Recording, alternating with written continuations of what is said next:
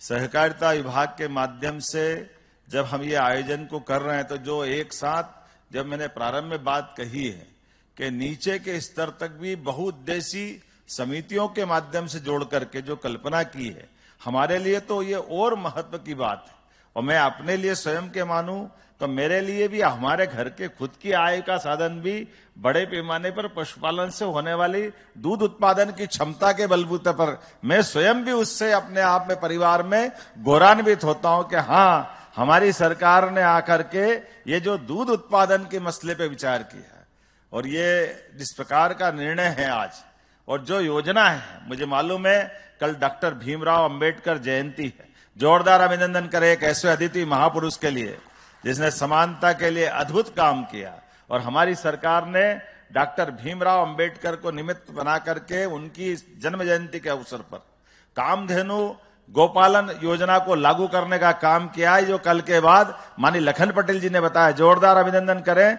25 से ज्यादा जो गौमाताएं के लेकर के 1 यूनिट उसमें 25% अनुदान और अधिकतम 200 गाय माता अगर आप पालेंगे तो लगभग 25% गाय माता एक तरह से आपको उस आपके प्रबंधन के लिए अनुदान के रूप में दी जाएगी। और ये केवल जीवन में दूध उत्पादन के लिए हमारे प्रदेश में और अनुकूल माहौल है। हमारे यहाँ यद्यपि कृषि विकास दर बहुत अच्छी है, कृषि विकास दर के माध्यम से हमारी अपनी एक अलग पहचान देश में बनी है, लेकिन दूध उत्पादन में भी उतनी क्षमता, उतनी योग्यता, उतनी संभावना है। जैसे 9% दूध उत्पादन अभी राज्य का है, इसको 20% तक करना है। और ऐसे में जब हमारा फॉरेस्ट का एरिया बहुत बड़ा है, खेती के लिए मान लो जमीन नहीं है, लेकिन पशुपालन के लिए तो मना नहीं है, बहुत अच्छे से पशुपालन कर सकते हैं। और पशुपालन में भी उन्नत पशु के माध्यम से जब से ये योजना आई है, हर जगह हर स्थान पर उत्साह उमंग के साथ हर एक कोई किसी बात की बधाई दे न दे, पशुपालन की बात जैसे ही करते हैं ऐसा लगता है जिसके घर में गाय वो सब गोपाल, जिसके घर में गाय का कुल वो घर घर गोकुल। जो ये बात करते क्या इसलिए हम वृंदावन बनाने निकले हैं, तो आनंद से झूम उठता हर सभा हर स्थान पर। ये इतना उमंग देता है कि हमारे अपने लिए परमात्मा की दया से हजारों साल से अपने इस देश के अंदर ऐसा माना जाता दूध दही की नदियां बहती थी, लेकिन काल के प्रवाह में और खास करके गाय माता के दूध को लेकर मैं स्पष्ट बोलना चाहूंगा कि गाय माता के दूध के मामले में तो दूध फेट से लेंगे, ये बड़ी सावधानी से बोलने वाली बात थी। फेट मतलब केवल भैंस का लेंगे, गाय का लेते नहीं थे। जब गाय का दूध ही नहीं खरीदोगे तो गोपालन को बढ़ावा कैसे मिलेगा।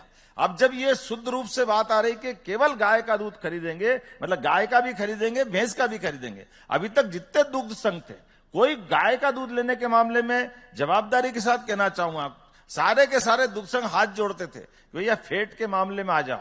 ये अलग बात है कि दूध वाले पानी मिला के भैंस का दूध गाय का दूध वो टंकी चलाते रहते थे। यहां से लेके वहां तक गाय का दूध बाजार में मिलता था, लेकिन कोई दूध उत्पादक घर से अपना गाय का दूध बेचने जाए तो गाय का दूध नहीं खरीदते थे। मुझे इस बात का संतोष है, अब सरकार डंके की चोट गोमाता का दूध खरीदेगी और किसानों की जिंदगी बेहतर करने के लिए यशस्वी प्रधानमंत्री माननीय गृह मंत्री जी के नेतृत्व में आगे बढ़ेगी। हमारे लिए आज के इस अवसर पर अरे कितने प्रकार की समस्याओं का समाधान हो जाएगा इस आज के कार्यक्रम के बाद। कुपोषण, अरे भाई कुपोषण में हम बाहर से कुछ खिलाएंगे पिलाएंगे अलग बात है, लेकिन केवल घर में उसका दूध उत्पादन का सिस्टम बना देंगे तो न केवल आय बढ़ेगी, बल्कि गाय अगर परिवार में है और माता बहनों को भी दूध मिल गया तो अपने आप अगली संतानों के लिए भगवान की दया से उसको दूध की तो कमी है, और क्या कमी है। दूध ऐसा आहार है जिसके माध्यम से संपूर्ण पोषकता उसके घर में अपने उपलब्ध है। मैं मान के चलता हूं आज के इस अवसर पर ये जो बड़ी संभावना का क्षेत्र खुला है, बहुत अच्छे से हम सब यशस्वी गृह मंत्री जी ने पर्याप्त समय भी दिया है। और जैसा कि हमने कहा कि कल अंबेडकर जी की जयंती है और उसकी पूर्व दिवस पर आज वो हमारे बीच पधारे हैं, तो सर्वहारा वर्ग के लिए जिस प्रकार से आप ध्यान दे रहे हैं, वाकई ये भूतो न भविष्यति। वर्तमान की सरकार जो काम कर रही है, छोटे छोटे काम, ऐसे काम जिन कामों को लेकर के दूरगामी दृष्टि से बहुत अलग प्रकार का लाभ मिलेगा। मैं अपनी ओर से दोनों विभाग को बधाई देना चाहूंगा।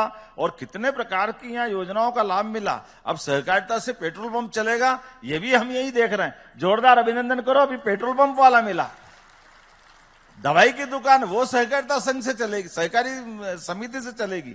ये जो एक के बाद एक जितना दायरा खुल रहा है, फैक्ट्रियों के लिए भी जब अब जीआईएस हुई थी तो फैक्ट्री चलाने के लिए भी सहकारिता को जोड़ा है। ये बहुउद्देशीय वाकई बहुत बड़ा क्षेत्र है। मेरी अपनी ओर से पुनः आज के इस अवसर पर इस कार्यक्रम के लिए समय देने के लिए माननीय गृह मंत्री जी भोपाल की धरती पे पधारे। दिल खोलकर आपका स्वागत है और आपका आशीर्वाद इसी प्रकार से हमको मिलता रहेगा। बहुत बहुत धन्यवाद।